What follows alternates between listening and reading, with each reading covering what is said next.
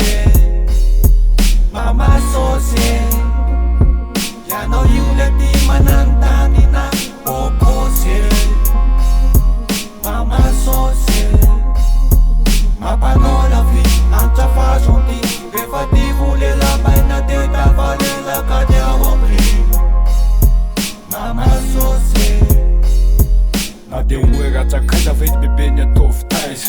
Rehefa disaditsy tsy hay hoe tonga tsaiza. Fa ny fantaky de tsombily tsy misasa sady miaina.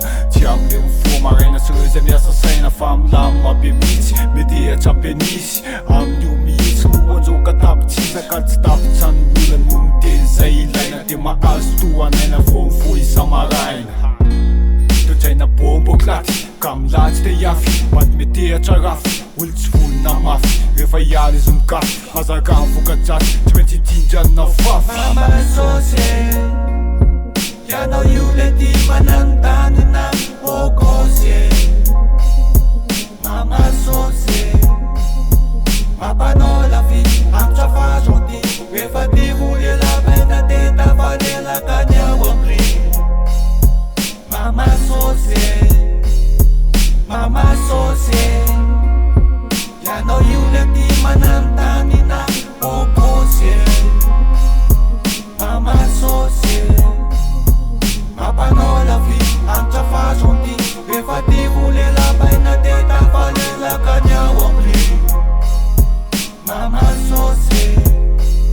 Aza te tarisina ny fakapana, saina mety vonina ny foko miaia. Fa ianao le trano tofa fo molamola eny amin'ny tanàna tao foana.